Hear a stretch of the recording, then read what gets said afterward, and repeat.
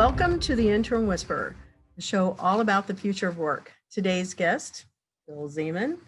Very nice. Glad you're here, Phil. It's great to be here, Isabella. Thank you so much for having me. So our show is all about education, innovation in business, and the future of industries and jobs. Phil, tell us about your educational background and why you chose to pursue a career in banking. Sure. Take your time on that one, too. Yeah, it's a long story. I was actually, my first career was in restaurant, cheer. Not really. I was a waiter and a bartender down in Fort Lauderdale, Florida, where I was born and raised. And frankly, it was a really, really good job. I enjoyed it a lot, but I knew I wanted to get an education, and I made a couple attempts at it, and somehow I wasn't able to figure out how to balance the nightlife of bartending and waitering and higher education. So I figured the only way I'm going to be able to do that is to go somewhere else to get my college degree. So I ended up in Louisville, Kentucky, actually. What's the school? University of Louisville. Okay. Yeah, go Cards. All right. They have a good football team, I guess? They're starting to. When I was there, they weren't very good and then Howard Schnellenberger came on in 1986, and the program started to turn around, and they've had a couple good years, but they're not doing really well this year. I've never heard of this school, so that's interesting. Yeah. How far away is it from here to there? It's a great basketball school.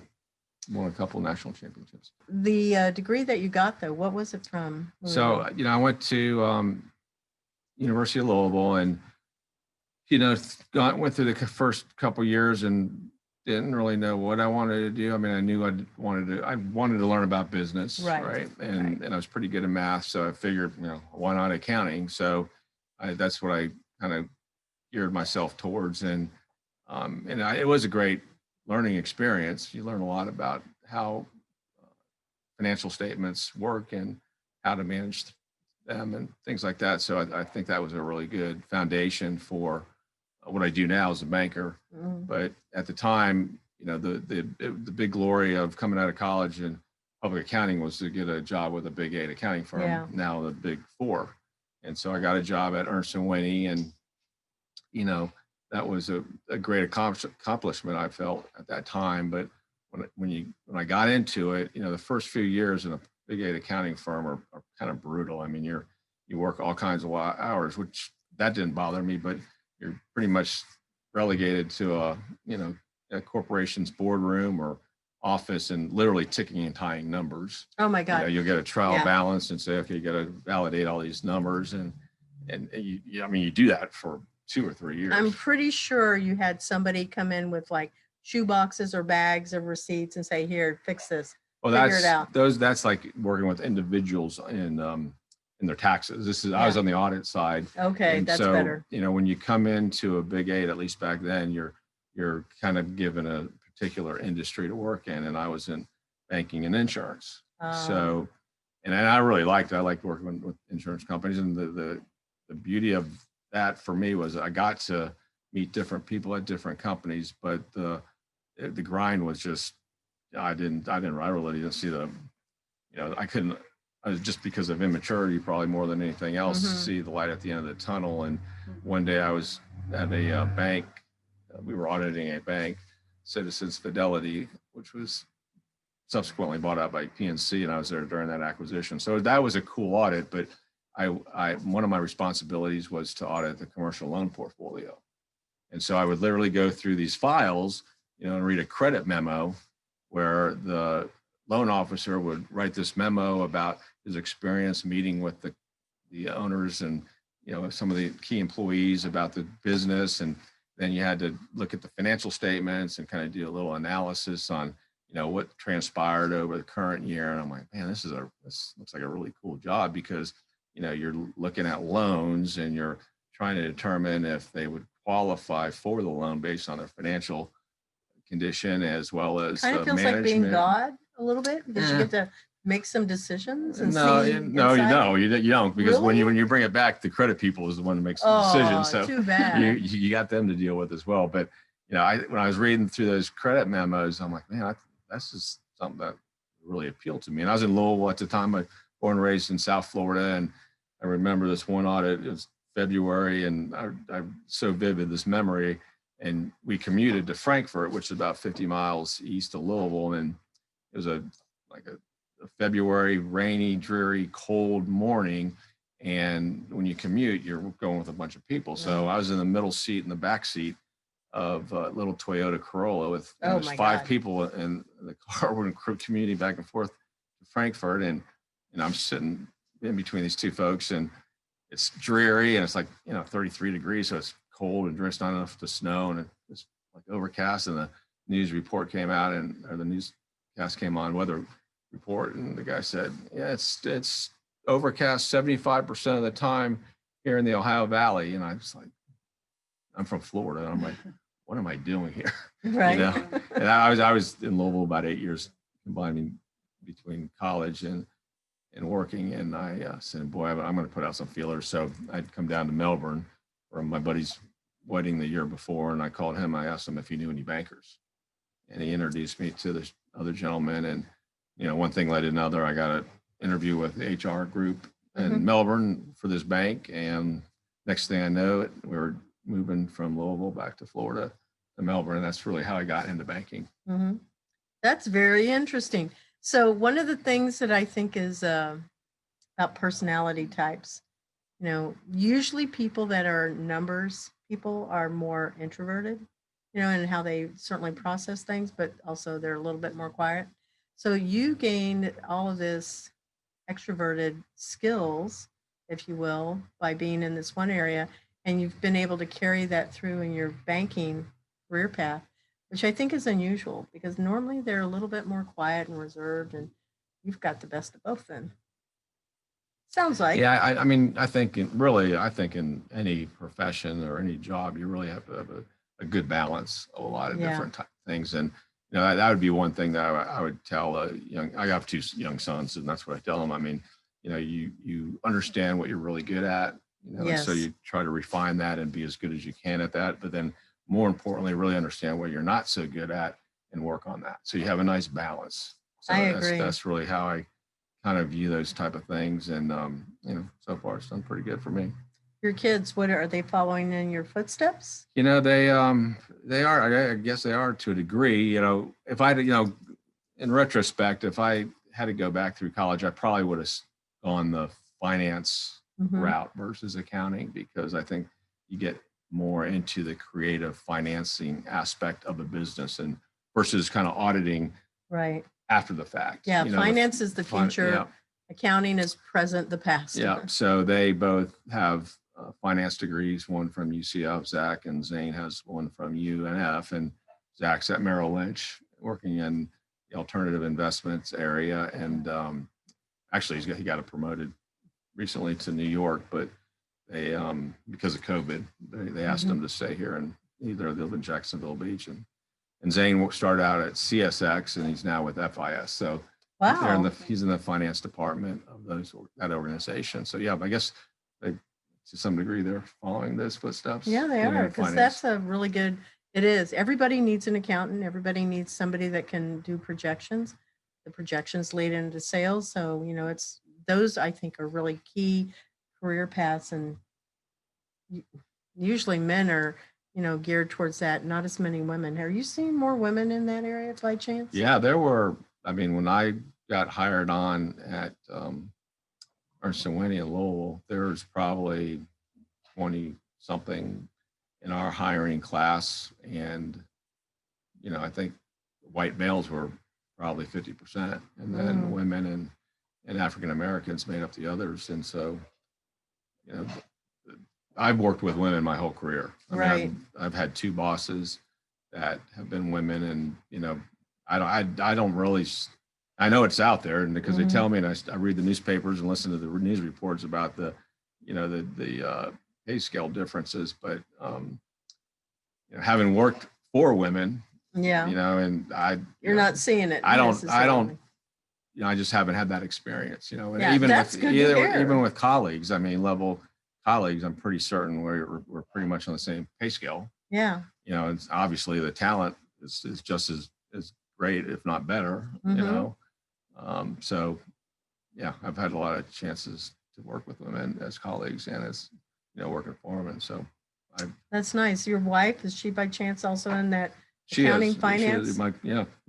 So the whole family. Yeah. So, all right. Well, it's my new wife. I've been married a year with her. Gotcha. Almost, yeah. So. Did you have an internship? I did. Actually, I did up in Louisville. I had an internship at Capital Holdings, which was a big insurance company at the time. And it's very similar. I mean, in fact, that's how my one son got his job. Is he made a point to really go to all the job fairs. Really take the time. He took the time because he didn't at the time. Anyways, I don't think his GPA was where he wanted it to be, and so he really focused on building relationships, and so he was able to capitalize on that experience. And so my point is, I think, the opportunities to intern are pretty, plentiful from my perspective. Always have. I think it's very important to do that. A lot of finance and accounting students that come in and they ask for internships, and I say, okay, well, the choices. I don't always have a lot of ends with banking. That's why I'm really hoping that we get to have an opportunity to partner together in that area. But I've sent them into commercial real estate because there they get to do a lot with the the spreadsheets and doing some projections and just really getting their hands into it. And they've enjoyed that quite a bit. So we know that you volunteer at a number of organizations in Central Florida that focus on investment and startups. So what is the most interesting startup you invested in? Whether as a bank or I don't know, personally, I don't know. Yeah, do you invest personally? I don't invest in I haven't. I mean, I really just recently in the last year and a half or 2 years have gotten into that space of volunteering. I do a lot of volunteering at SCORE also. Okay. And you're dealing with a lot of companies in the really concept stage. They have an idea and they want to see if they could, develop it into a viable business opportunity. And so I've been doing that since 2004, so about 16, 17 years, and it's just really interesting to see the skill set and talent of people. I mean, when up until that point, as a banker, I'm dealing with a lot of successful folks, but they're already, established and, making their money, and, they're really at that stage, they're kind of in the process of trying to figure out how to grow or scale or, develop another product. So they're very, they're already savvy business people. Whereas at looking at, talking about somebody at a level of, concept, it's just interesting to see how they came up with that. But the one thing that the most important part in my perspective of getting a business off the ground is that business plan. Oh yeah. I every time that's the number one thing we ask you, where's your business plan? And right. It doesn't need to be a fully drawn out 50-page comprehensive, with all the research in there. Although I would think at some point you'd want to do that. Yeah. But you have to have gone through some process to determine whether or not your idea is viable, and who's your competition, how you're going to compete against them, what the market is, how much of the market is realistic that you're going to be able to capture, things like that. That's just not something you can think about. You got to do a lot of research. And so when I'm talking to somebody about putting together a business plan, and SCORE and the SBA has a great business plan template. I actually have recommended that.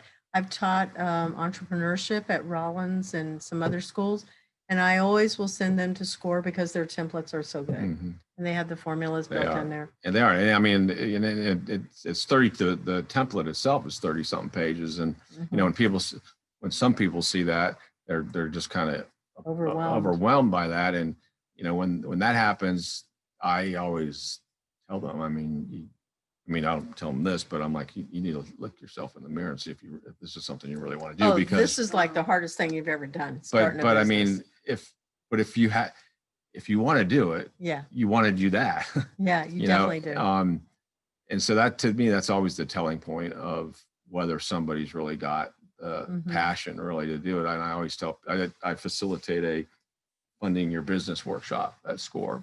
And so in one of the first or second pages of the PowerPoint, the first page says, 70% of startup businesses fail within the 2 years or something like that. And then it asks the question, why do you think that is? And then the next page is lack of capital. And I tell people that's what SCORE says. That's what the research tells folks. And I totally disagree with that because I believe that if you've gone through the whole process to really, do your due diligence, research the market, like I mentioned earlier, and do the business plan in some form or fashion. You got to go through some step and some research to validate your concept, whether it's a product or service, and whether you're going to be successful out in the marketplace. And one, I would think you'd be really excited about doing that to find those things out. And so if you, and I still believe this, and I always say, as being in 30 something years in financial services, I've seen a lot of successful businesses and some that aren't so successful. And the one common ingredient, and from my perspective, again, the one common ingredient that is in every successful business person is passion. Oh yeah. And it's that passion that and we all know we all don't know everything. We're skilled at certain things, but we don't have all the capabilities to start up a business and run. But that passion is what helps you figure out, or seek out that person or that resource. We have a plethora of resources, as you know, here in Central Florida to help small businesses, but it's that passion that helps you bring all those things together to get that business plan together, just really validate. I keep, I'm tired of saying business plan, but, just doing the research that it takes to. It takes that to be able to find that right product fit. Exactly. And once a person goes through that process and they're going to confirm that it is a great opportunity, or secondly, and as importantly, they're going to confirm that it's not. Right. And that's good. Yeah. Why waste more of your time and other people's time if it's not going to work? And so I can relate to it because I'm in my second career of banking, and I started back in a long time ago and started my career mostly with First Union. And when they became really big, they were a great bank, but all of a sudden they got really big in like 1999. I think they did like 30 something acquisitions in 18 months. But wow. And they had to streamline processes and centralize certain operations and things like that. And I figured I learned at that point in time I'm not a big banker. And I just so happened at that time had a couple of buddies former customers that became buddies, and we started a business, and I did a business plan, and it it validated certain things, but it helped me make that commitment to go the next step and to start marketing it and raise capital. And no one will ever not convince me that the way I view this is wrong, because if you go through those processes and at the end of it, it says, yes, go past go, you're going to find the capital. Well, at Starter Studio, they teach lean methodology, and so does Rajiv. He's a big fan of anything that's lean. Business model canvas and the strategizer canvas. That's something that I learned from Starter Studio, being in that program. And it's the mini version of the business plan, but it still is a really fast way to see, okay, is this a good idea? One of the things, though, that when I was teaching people how to write business plans is I had this one person, she said, I want to open a home daycare. And I said, okay, well, go through all of this step. I totally agree with you about the process. After she found out all of the licenses and the insurance that she would have to have, she said, I don't want to do this anymore. I don't want this responsibility. And I went, there you go. It's a win. It's a win. Because people don't know what they don't know until they do that research. Exactly. Yeah. So. Yeah, it's totally there. Did we answer your question, Robin? Well, I'll answer it. Okay. I did invest in my business. It did really well until the recession of 2008. It was real estate related. We were a direct lender, and so we did direct loans to investors that bought distressed properties, Oh. also known as hard money lending. Mm-hmm. And then we also had a second area division called, we were correspondent for LaSalle Bank and a couple others for their small balance multifamily loans. So we marketed that nationally, Mm-hmm. and again, we were really starting to make some headway and create a brand, Mm-hmm. and then the market crashed, and that put me in a whole different category where I learned a whole lot of different things that led to what I'm doing today at the bank. So yeah, sometimes those failures, well, not sometimes, if you stay open to the failure, it elevates you and you learn so much. It's huge. What advice do you have for our listeners, if they or that they should know about coming into a bank for a loan? Oh yeah. check your credit. Check your credit rating. I would think everybody had done that, and sometimes I'm fooled by that, but it's just like anything in life, it's just be prepared.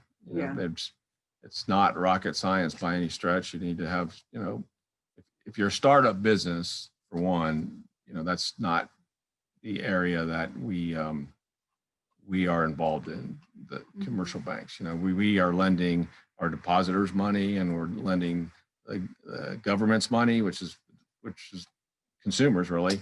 And so we have to be prudent. We have to be prudent with those resources. And as such, we have to focus on businesses that, are pretty much viable and have already gone through 2 or 3 years from the startup stage. So, but in that case, or really in any other case, you just need to be prepared, because when you're looking for capital, whether it's equity or debt, you're dealing with investors or lenders.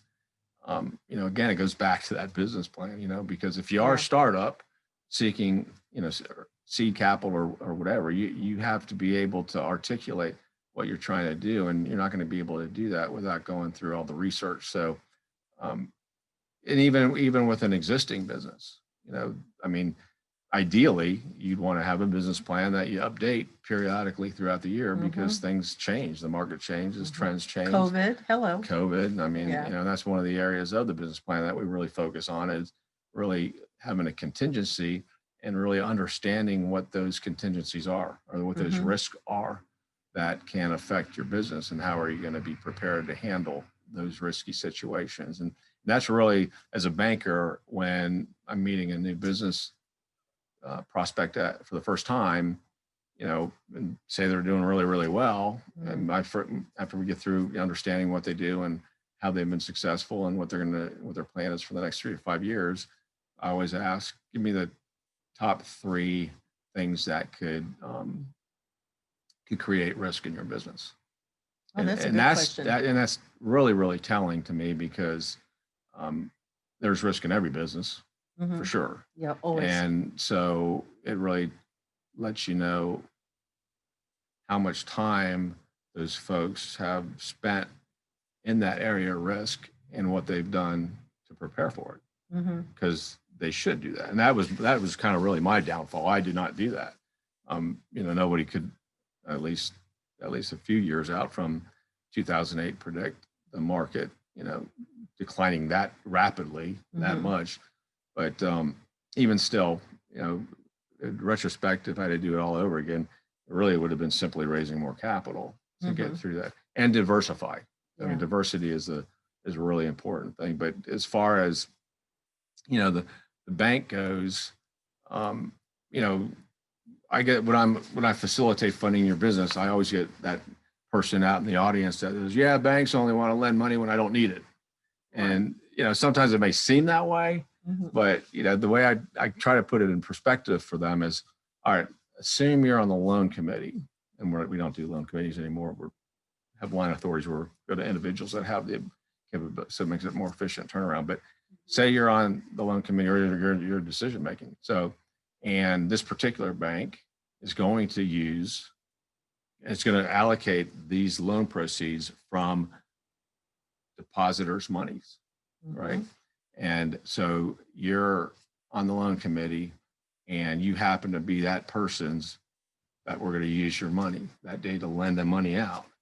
And so we're going to use, the loan request is, $200,000, and we decided to take 20 folks at $10,000 a piece, from our customer base. I'm creating this hypothetical model just to make a point, but so everybody, all those individuals are going to be lending $10,000 to this $200,000 loan pool to lend to this startup business. Mm-hmm. How comfortable would you be lending to, your money to a startup business, knowing that the failure rate is high? Yeah. You wouldn't be. Yeah. You wouldn't want to be. I mean, because it's the high risk. It's a high risk category. Yeah. And so, so it's not prudent, and that's really, banks get a bad rap for that because, everybody thinks they should be able to lend all businesses at every stage. That's not the case. No, it's not. And that was one of the most frustrating things as a banker to me is, I'd be sitting across the table with somebody that it's clearly they have the talent, they have the experience because they worked in the industry, and they've done the business plan. They just they need to find the capital, and that's frustrating to me because during my first career, I would have probably said, I'm sorry, that's not our profile of our type of business that we can help. So unfortunately, we can't help you. And so when I got back in banking the second time, I'm like, I'm not going to do that anymore. I'm going to make myself familiarized with all the resources. There's got to be resources out there that can help these businesses. Right. So that's what I really have been doing since I really gotten here to Orlando. Actually, I was doing a little bit in Jacksonville, but really finding, going out, understanding what the resources are, what those resource groups are, and meeting with them. So how has banking changed since you first started in the industry? Because one of the things that I've seen is, I don't know what bank it is, Capital One, where they're just like, it's all online now. You can apply online. Yeah. Everything is online. I can take obviously pictures of my deposits and send it in. So I've seen banks getting like smaller, in size at least. And I'm also intrigued by why SunTrust was that giant building, and now they're this little small 10-story building. Mm-hmm. So I'm throwing a lot of stuff your way now. Well, obviously technology has had a huge impact on that. We can do a lot with less folks. Automations. Automation has, but it also has created other opportunities in technology. So I was, I forget where, I was in a meeting a couple of years ago and with an IT company, and he said, you're not a bank. Mm-hmm. I'm like, really? He goes, CenterState is a technology company that provides banking services.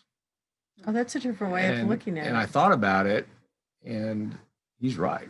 Yeah, and we're all, the world's going to, every company is going to be a technology company providing X service, right? Whatever the service is. But to answer your question, that has had a big impact on it. I was thinking about it on the way over here that, I remember when email first started, and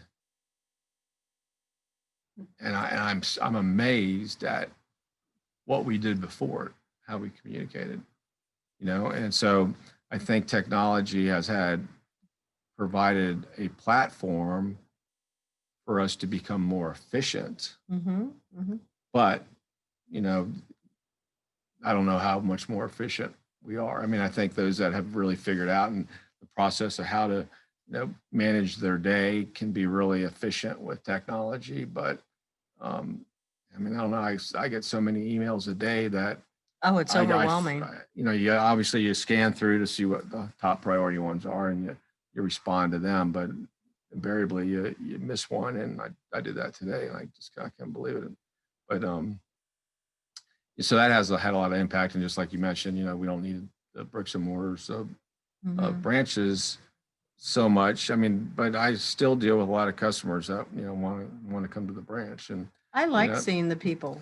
So and I like the people seeing us. I think it's important to have personal relationships, and there's a lot of thought out there that at some point it's going to be all all in the sky, on the cloud, and you're going to be able to do a commercial loan application. I mean, you can do that now, but Yeah. From start to finish. And I still, at least on the business, even on the consumer side, I think you really need to have that personal interaction. And so I mean, that's our bank was founded as a community bank. Is you have folks that are involved and plugged into the community, and but there, obviously there is a place for total automation. There's some folks but it goes back to just love to do it that way. What you were saying is that you made sure that what are all of the resources that are available. That sometimes if somebody's research skills aren't that great, they don't know what to look for. They don't know the keywords. They may not have they don't even know exactly what they need. So talking with another person is, I think, really valuable. And I think that is the value that anybody in banking brings, because if you are afraid of talking about numbers, you can go down and talk to a banker and they'll be able to help you either establish credit, restore credit, buy a house, whatever it is that you may not know. Yeah. So there's always just think about just what the value of relationship. It's just, everything of value, I believe, in life relates to a relationship with another human being, right? Yeah.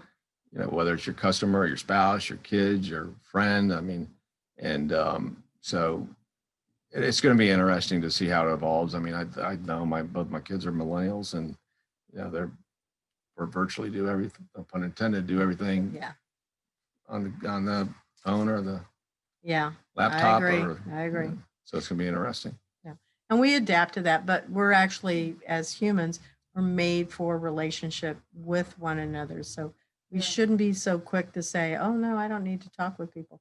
COVID has been really hard because it's not being able to interact the way that we typically, even though that's, part of what we were accustomed to, but it's also how we're made, I believe. I think, I think so too.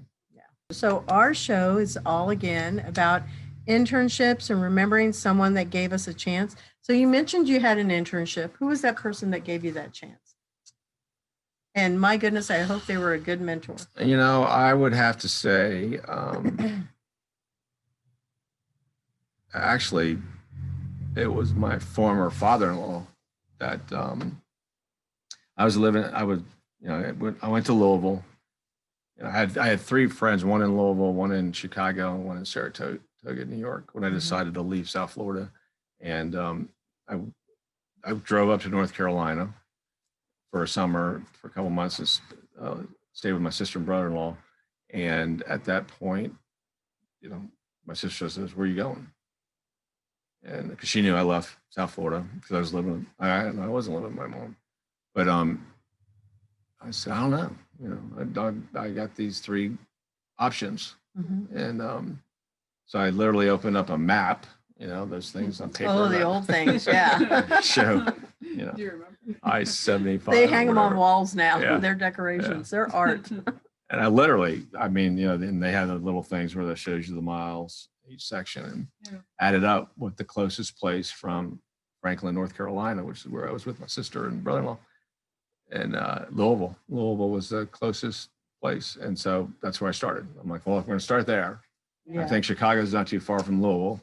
Doesn't work out there, then I'll head over to Saratoga, New York. Yeah. I mean, that was just the mindset. And I went to Louisville and started working in a concrete block manufacturing company, which was further validation that I needed a higher education. I was literally stacking concrete blocks off of a conveyor belt 8 hours a day. Oh, wow. That is. I used it as a motivation from the standpoint I was getting fit. But at some point, you learned a lot about the construction industry, I'm sure. No, I was literally taking concrete blocks off of a conveyor belt, and stacking it on pallets, and there was a union, so I got exposed to what being in the union was like, and so, and it finally wore on me. I'm like, I'm done trying to be fit and justifying why I'm here, even though it was good paying. And so I was dating this gal, which we ended up getting married, but I had an opportunity through her brother-in-law's best friend to go to Cincinnati, which is only about an hour and a half or two from Louisville, to work for this marketing company. And I met this guy through the soon-to-be father-in-law or brother-in-law, and this sounds like really good. And it probably would have been great because I like being out, and I think marketing, I would have done really well on marketing, I think. But and I was all jacked up about it, and I was going. I told Annette and her parents, I'm like, I'm going to go live in Cincinnati for a while, and obviously the father-in-law had different ideas. He goes, no, I think we need somebody in our accounting department. That's right. That's where I actually got familiarized with accounting. He brought me in. His company was a pie pan manufacturing company. They sold little pie pans for Morton's. The Popeyes. Popeyes. Yeah. Oh, And TV dinners and all that stuff. That was a pretty fascinating experience to see how those were manufactured. But anyhow, so I went into the accounts receivable area of his company, and so he essentially gave me my first intern job, and I really viewed him as a mentor. He did take time and explained a lot of things to me about business, and because he was an entrepreneur and did very well. And then I started going to University of Louisville in accounting, and that's how it went. But mentors.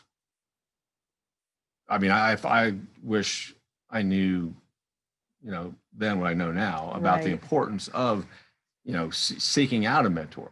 Yes. They're out there. There's a lot. I mean, through Star Studio and SCORE and other organizations that mentor, but there's a lot of folks out there that want to help young kids in college and help them, understand what, the next stage of their life looks like. So I think it's really important to introduce kids, at that stage, young adults, to that mentor network. And so, I wouldn't change it for. I mean, it just kind of happened that way for me. It wasn't strategic where I went out. I know I need a mentor to help me understand what this next stage in life's all about. I didn't do that route, but it's incumbent upon us as folks in the business community, and to kind of help folks know that those resources do exist in the marketplace. They sure do. Yeah.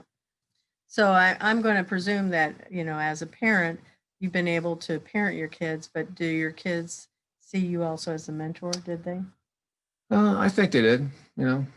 I think they did. Yeah, because there's a definite separation between those two. And it's kind of interesting as a parent how parenting changes.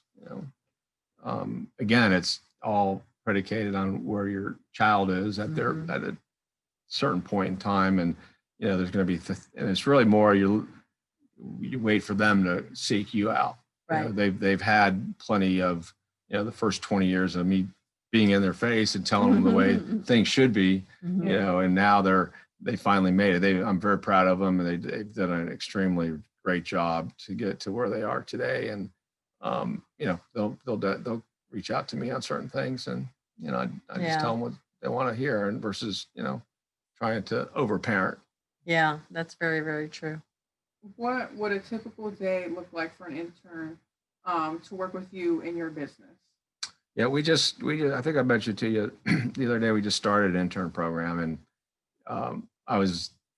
it's amazing to me. I mean, I was glad that we have it, but in having gone through them, early in my career, I just saw the value in it. But so we just started it, and the mentor was it's set up, and this is the commercial area, right? So they spent a week, I think.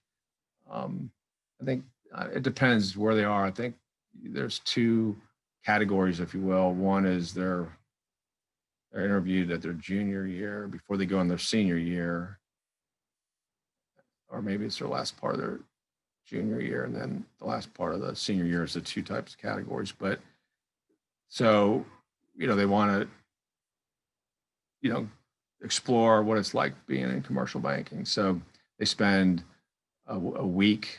I guess I think it's probably like 3 or 4 month process, or even longer. Usually maybe it's 6. 3 to 4 months. Yeah. Week sounds like maybe shadowing. So they spend some time in the classroom, but then they'll spend, like the guy I was with, I think I spent a week with him. And I'm real involved in the community. So I spent time because he was meeting with my other colleagues, about what it's like to, meet with a business owner and, talk to them and understand what their needs are, and then coming back and putting together a program to go back with them and let them know how we can add value to them with meeting their needs. And so I knew that was being taken care of. And then they'd spend another week in the credit department to understand how we look at a credit once the loan officer, relationship managers identified the opportunity. We put together a certain amount of paperwork or a program that goes to the credit. And so they were getting that from other colleagues. So I'm like, well, I'll take them around to some of the different community organizations that I'm involved in. I took them to Starter Studio and Lift Orlando and OEP and some others, just to let them see what being involved in the community is all about. Because I think I don't think you can be an effective banker without being involved in the community. I agree with you. Without a doubt. And it's all great to be involved with the chamber and some others, but you really need to understand what the needs of a community are. And that's where the leadership programs are all about. I went through Leadership Winter Park and Leadership Orlando, and that, boy, I tell you, those programs are worth every single penny, because you're spending usually 8 or 9 months, a day a month over 8 or 9 month period with other folks, other college or businesses, individuals, and so you're establishing a great network. Right. From one standpoint, that by itself is invaluable, but you're also, depending upon the day, you're spending in government day or education day or healthcare day or financial services, and they really do a deep dive and introduce you to what the real issues are and all these different segments of your community. So once you go through all that, you really, I think, if you're, if that's what you want to do, you're going to really figure out where you think you can add value being involved in your community. So I think that is critically important. So that's why I took the intern through that route, and I think he enjoyed it, and the folks that I introduced him to, and it's kind of like a field trip. Yeah, so it really was. And then the folks that I took them at, did an unbelievable job. I mean, Steve Hogan took a Florida Citrus Sports, and then Eddie Morton at Lift Orlando, and I think it was Donna at the time at Starter Studio, or maybe it was Lillian. But anyhow, she did a great job, and all I said is, hey, I'm spending our intern is spending a week with me, and I thought it'd be really cool to bring him around to introduce him to you guys, and you tell them what's going on in your organization, and so they did a fantastic job. So I think he got really introduced to some pretty good community organizations and what that means to be involved with them. So I agree. So that's how I spent my week with him. But he, like I said, he got to see every aspect. Andrew Marietta at the time got to see every aspect of what our day looks like as a banker. So what do you think the future, because these are all people that are looking to get jobs, and if they're going into banking, what do you think the future of banking looks like 5 years from now? Okay, so is it going to be like more automated, or? It's definitely going to be more automated, but I got to think there's going to be more consolidation, just like CenterState Bank and South State Bank merged. Great merger, because we're in 3 states, Georgia, Alabama, Florida, and South States, and the Carolinas, North Carolina, South Carolina, and Virginia. So they're contiguous, and it really gives us a great footprint. And they have certain products and services that they do really well. That's going to create a much more powerful and value-add organization. We have different types of products and services that we bring to the table as well. So I think you're going to see consolidations, and not for the sake of consolidation. I mean, I think South State and CenterState Bank was really strategic, and I think it's going to, we were always founded on the principles of being a community bank. We're able to make decisions quickly because we have the decision makers right here locally. So, so to answer your question, long way to answer your question, but I think you will see a lot more consolidation going on, and I think I think technology is going to have a big say in it, because I I wish would I had a think- crystal ball to see what it's going to be like. I mean, Right. it's changing exponentially so fast. I think that we're gonna, like you're saying, the consolidation, but I think it's gonna be more of like employment services are all coming into Yeah. this, and then anything that's in that space of, obviously mortgages are part of it, but it's gonna be so much easier to do some things and to move money around. It seems odd, but if I had bank accounts with different banks, I can move money within my bank. But there was one time I had a different bank and I could actually move it from one bank to a different bank. And that was like huge. That was a big deal. But I guess that's hard to do or something. Yeah, I haven't figured that one out. I mean, I use Venmo. Yeah. Venmo's it's unbelievable. Yeah, but they're tool. not set up for business. No, though, they're not yet. It's all personal. Yeah. I mean, Yeah. just, again, that's going to have a big impact on banks, how these other third party, Zelle and I bet you the bank's going to own them. They're going to gobble them all. Yeah. So it's just going to be interesting to see what we do. And it's going to be exciting for sure. But, nothing's going to take away the value of interpersonal relationships, right? And, that's one other thing that I would tell an intern is to network. Yeah. You should be looking for your job like when you got into the college. You don't wait until your last semester to do it. I'm convinced my one son, that's exactly how, I mean, I remember when he called me right before he got hired, it was about 2 or 3 months before he actually got hired. And he's like, I'm pretty excited. I'm down. Like I made the short list. I'm like, oh, really? He goes, yep, I'm one of 3. And CSX is a great company to work for. I'm a Fortune 50 company. And like, man, that's awesome. Zane, tell me about your who you're competing against. One was already, I don't know if he's working there as an intern, but that person had an MBA and was already out in the workforce. And the second one was almost done with his MBA. And Zane wasn't even graduating yet. I mean, he was like 2 months. And he got the job? And I'm like, so, fast forward to when he got it, he called me up. I was more excited than he was. And I'm like, man, that's unbelievable, Zane. I'm so proud of you. I'm like, but I got to ask you, when you told me who you're competing against, I mean, I thought you were a distant third place. What did it? He goes, it had to been just because I established a relationship with him. He like I told you, he's I don't know, probably early in his junior year, he started going to these job fests and making friends with the recruiters. And he was making friends, and I think because he heard through all his buddies at school and just CSX is headquartered in Jacksonville and knew that CSX would be a great place to work.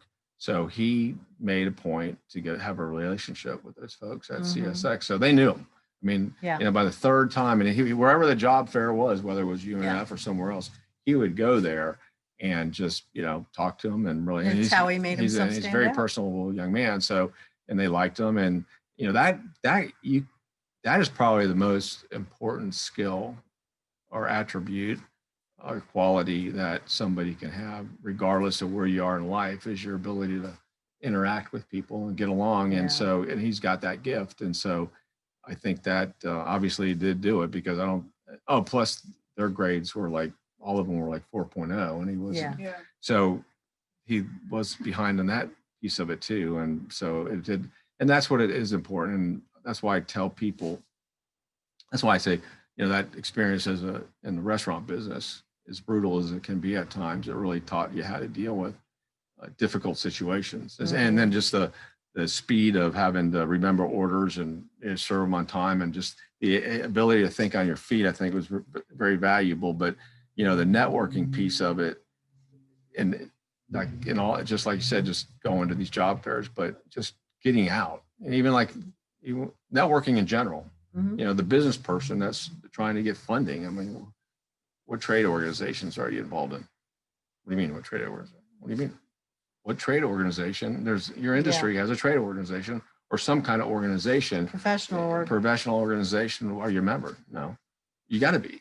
Yeah. You got to be involved. You got to be out there, because those are all opportunities. I always say every single interaction, whether To me, it's like dating. Everything is like dating to me. They've heard me say this many times. Yeah. But I mean, it's every interaction is an opportunity, whether it's if you're standing in line at Publix or, just having some conversation, well, albeit short, you never know what can come from that. That is true. And so just the same way as trying to get funding and as a business, whether you're trying to get a job in school or trying to get that next loan for the bank. I mean, you got to be out and you got to be present. And I can't tell you how many times, I know there's a networking event. It's 5:30. I've had a long day, and the networking event's at 6:00. And I'm like, I do not want to go. I'm just spent. I'm not going to I won't be valuable to the people I'm going to. And every single time I drag myself to it, and every single time it energizes. It does. You, right? Every single. That's exactly what happens. I could be like, had a long night the night before, couldn't sleep for whatever reason, got up early, worked really hard that day, and I'm spent. But I go there, and you're around people, you start talking, and every single time I either come away with saying, man, I'm glad I met that person, or you learn something. Yeah. Something happens and you're energized. Yeah. Because you're around people and your adrenaline kicks in, and it's fun to be around people and try to, establish more relationships. But that is, if I had to narrow it down to one thing for a young student coming out of school to do that will make you successful, it would be constant networking. Yeah. I agree. And I always teach people, go into LinkedIn, start connecting with your own peers, go to your industry groups that they have on LinkedIn. Facebook has them too, but then also go across other industries, because you need to be able to know a lot of people. Yeah, you do. You need to do it. Yeah, definitely. Well, like I said, it's like dating to me. Everything is, because you always want to present your best self, and it's about establishing a relationship. I want to ask, what is your best advice to any students that are majoring in finance or seeking a career in banking? Oh, I think he told us about Zane. Yeah. Get to know those people. I really, it's just. If there's anything specific other than, like you said, networking is very important. How important is Excel? Extremely. As long as you know how to. No, you gotta be. Obviously. I don't know how you today come out of college without being technically savvy. Well, whether you want they to or know not. how to use it for school. They don't always know how to apply it in the business setting. That's different. Yeah, they will. I can't tell you how much I was just doing an Excel spreadsheet last night for my house. You use it. That's you'll use it constantly. You'll be using it so much that you don't even know you're using it. That is true. But as far as what advice I'd give somebody in finance coming out of college, honestly, the number one thing I would say is, even if you're not, you don't need to be an extrovert, but you gotta do that. One, just being in. It's just you learn so much. You talk to people. It's every single interaction is an opportunity, and so I would say if you're, if that's not what you believe to be your, what you think you're going to be good at, get over that, and then just figure out how to get comfortable with it, because it's 100% critical, and it's fun. You'll meet a lot of people. I don't know. Ask questions, right? Ask questions, obviously. If you don't want to talk about yourself, just ask questions, because people will tell you about themselves. Well, that's right. You're invariably you're meeting somebody, and who are you? What do you do? And you're sharing that information. But people love to talk about themselves and their business. So, and that's what I want to learn about the folks, and I want to know, their business. I want to know, where they're from, how they got to Orlando, and what they like about Orlando, and do they plan on staying here? I fell in love with Orlando. I came here reluctantly.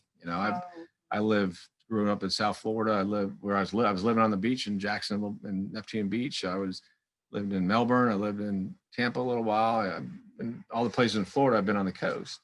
And when it was a buddy of mine that I grew up in banking with, was recruiting me to come here for a bank. I'm like, and he even said, I can't I can't move Orlando to the ocean, but Orlando's a pretty special spot. And my only exposure at the time about Orlando was bringing kids here for Disney World. And so, like most people, and the OEP has a great slogan, Orlando, here's the other half. Yeah. And there is so much. I tell you what, I mean, and all the different communities and Winter Springs, Winter Park, Winter Garden, Winter Haven, pick all the winners. Maitland and Altamont Springs. I live in Lake Mary and down in Conway area. I mean, there's just so many cool places in Orlando, and Dr. Phillips, and I can go on, but really the business climate is what kind of sealed it for me with all the dynamics that's going. I mean, Luminar just went public. I know, I saw that just last week, and Jason Eisenhortz, and they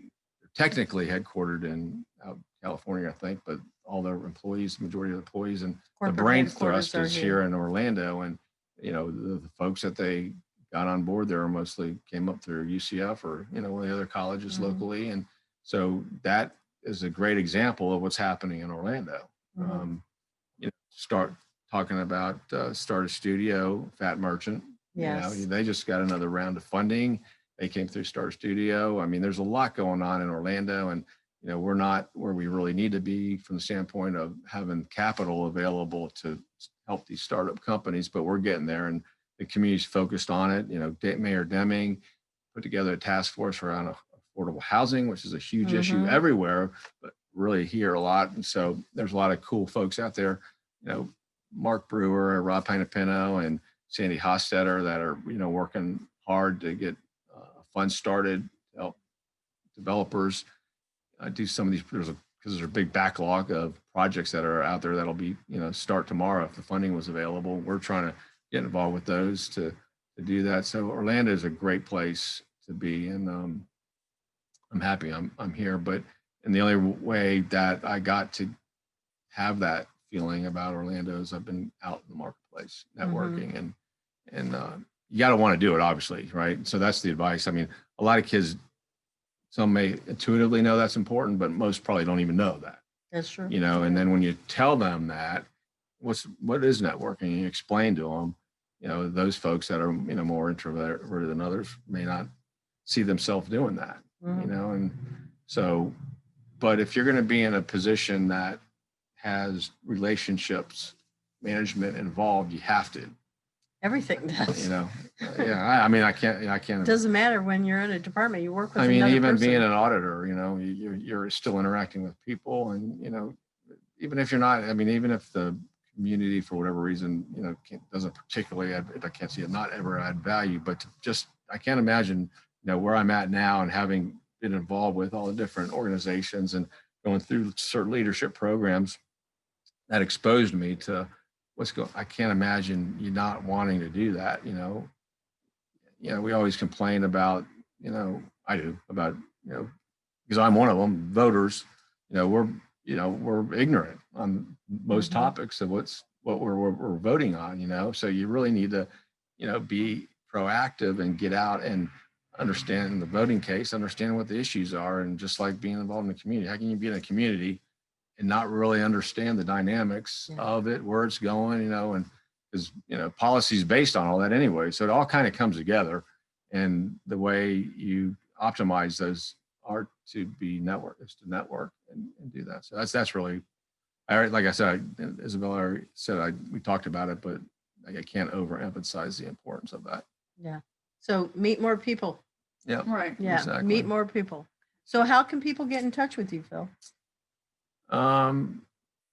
Google me, I guess. Well, I mean, I don't know should they look you up on LinkedIn? Oh yeah, I'm on LinkedIn, and or I do at your CenterState Bank. CenterState Bank. I mean, my telephone number's on my LinkedIn, I think. Yep, it is. And I'm people can call me. I leave my business card with folks at SCORE when I do a workshop, and all right. Well, thanks so much. Thank you. Appreciate it.